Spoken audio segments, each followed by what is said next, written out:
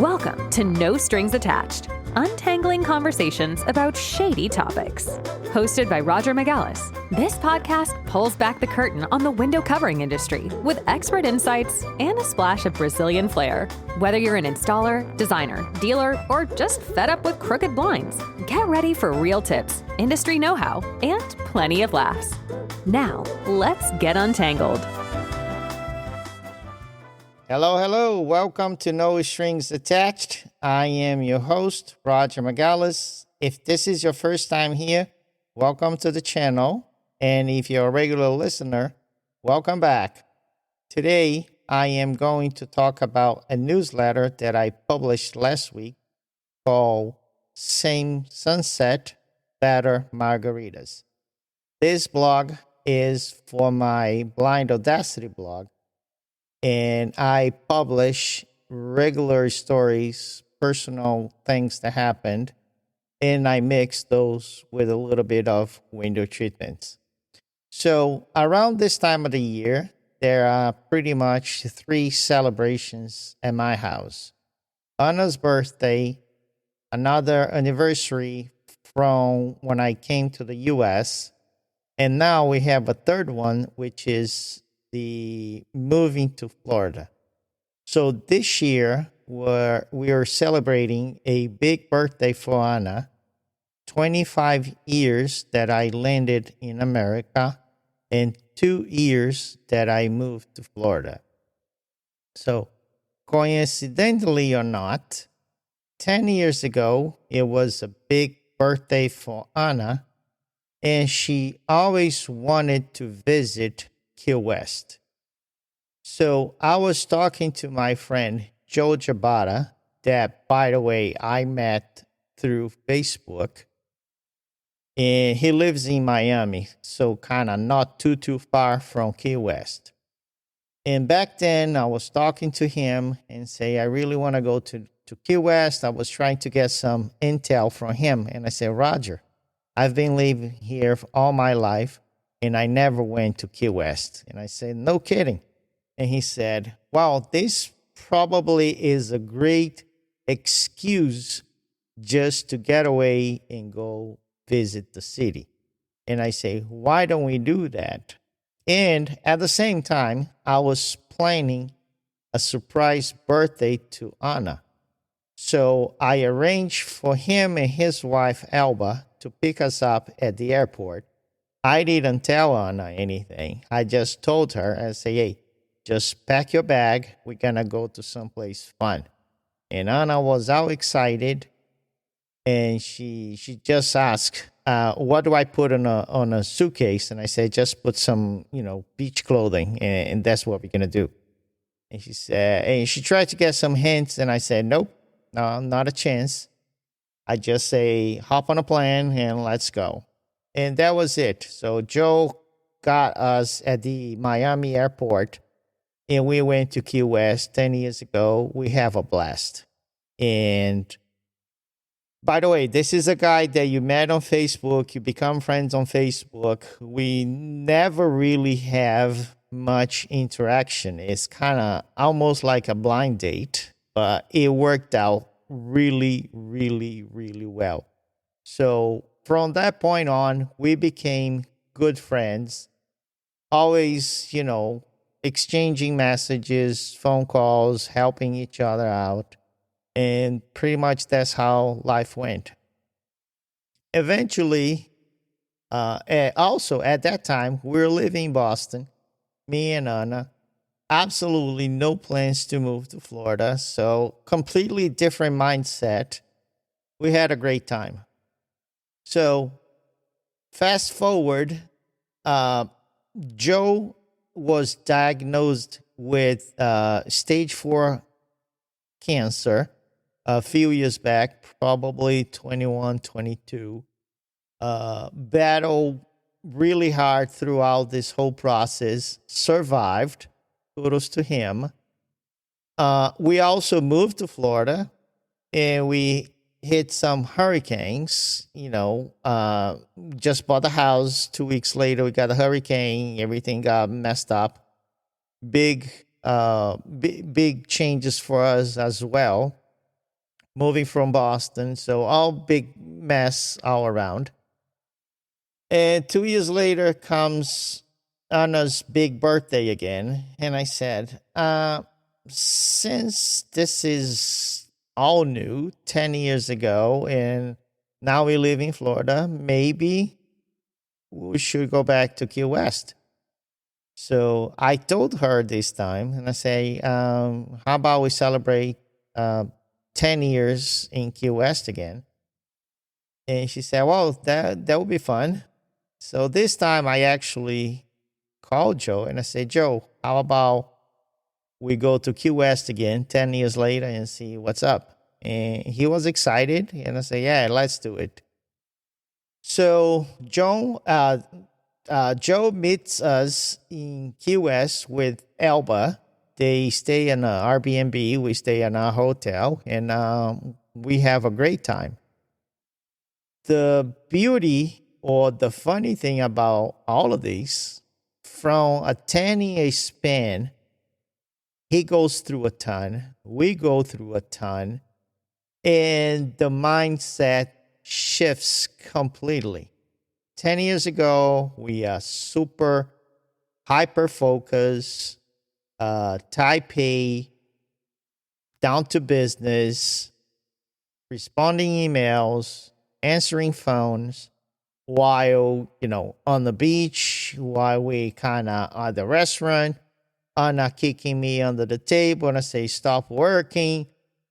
We're talking trends. We're talking what we're going to do with our lives in 10 years, yada, yada, yada. And then 10 years later, the four of us back there going through a ton of stuff in our lives.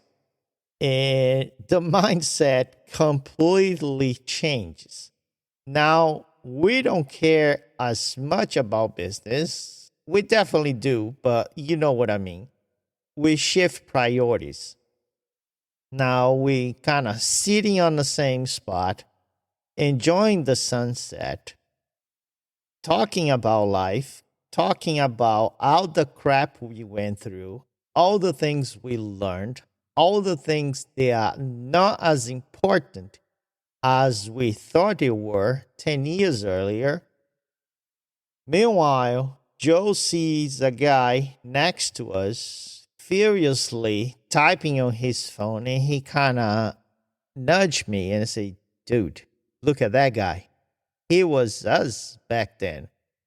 And pretty much the funny or sad part, this guy misses the entire sunset because he is so focused on his phone. I don't know, what kind of business he was doing. I don't know if it was a private conversation. I don't know if it was business related. But the point is, he missed the sunset. He missed being there, enjoying the moment. So sunset goes down. We're just talking crap, talking, life events. And nobody was in a hurry to get anything done other than having a good time. So instead of having just regular happy hour margarita, we decided to go top shelf this time. Just as a way to celebrate life, celebrate a second chance, celebrate that we are somewhat smarter, wiser than what it was 10 years ago. The whole point is everybody needs to work. Everybody needs to pay bills. Everybody needs to get ahead of life. So it's different than I'm not going to work. I'm not going to do anything. We get it. We all been there. We need to build a life. Unless you're born rich. We were not. We are kind of working class people. We just work. But the point is, you need to find a common ground that you work hard, but you also enjoy life at the same time. Because I'm 50, Joe is 48, 49. He had cancer at his mid-40s. Kids are still in college. So there's a lot of things in life that it's happening. We cannot just 100% focus on work. And I'm guilty as charged because I did that for the most of my life. But thankfully, I learned these, if I not say early enough, at least with a good amount of life ahead of me, hopefully. So the point is, enjoy life, work hard, but find a way to enjoy the moments before it's too late. To complement what I just said, there's a phenomenal book called Die with Zero. I forgot the author's name right now, but I'll put a link on the description of the show. It's called Die with Zero. And pretty much the author says, the book says, don't work too hard to save every penny. And then when you're 80, you have the money and the time to go ski. Because you're not going to have the body to do that anymore. Don't work too hard and save every penny and work 24 hours a day. And then you miss all your kids' graduations. And you miss all your kids', parties at the school. Because those things not going to come back. So the whole point with the newsletter was enjoy life, work hard, but find a balance. Maybe it's not a 50-50 balance. Maybe it's a 60-40 balance. Maybe we're starting out with your family, extra expenses because you got kids. Maybe you have a elderly parent, aging parent, some sick medical bills to pay, whatever that is. You might not have a 50-50 balance. Maybe, it's different. But find a way to enjoy life a little bit at least. Don't just focus 100% business because business can wait. Business is going to be there tomorrow. All the urgent emails today, Joe was telling me, they look like spams when you are in a hospital, when you're going through chemo. You really don't care about business. You care about surviving. You care about, am I going to see my kids tomorrow? So that's the message for today. And then if you want to bring these to your business, pretty much use the same approach. You don't need to win every job. You don't want to win every job because some people are not pleasant to work with. I see on Facebook, I see on our groups, some people are so business focused, so numbers driven. They need to make every sale. They need to be 100% this and that. I can care less. And guess what? My life is a lot happier. I don't want every job. I don't want every client. I want the clients that appreciate what I do, that respect my knowledge, that appreciate my expertise, and they are willing to pay for what I give to them. So we do the same for our clients. We don't bring cheap stuff. We only bring quality. But we also, we try to accommodate everyone, but we're not going to go there Friday at 5 o'clock because that's the only time they can meet us. So if it comes to that point, perhaps we're not a good match. Perhaps we're not a good fit. So I'll leave this message with you. Hopefully you can share. Maybe you relate. Maybe you've been through some life changes and share those stories with us. And I appreciate your time with me here. I appreciate all the support. I'm going to put a link on the description for the original post. Go to Facebook, comment. Appreciate you. I'll see you next time. Bye-bye. That's a wrap for this episode of No Strings Attached, untangling conversations about shady topics. If you enjoyed today's discussion, be sure to subscribe, leave a review, and share this podcast with fellow industry pros and window treatment enthusiasts. For more expert insights, follow Roger on social media and visit Shades in Place at www.shadesinplace.com.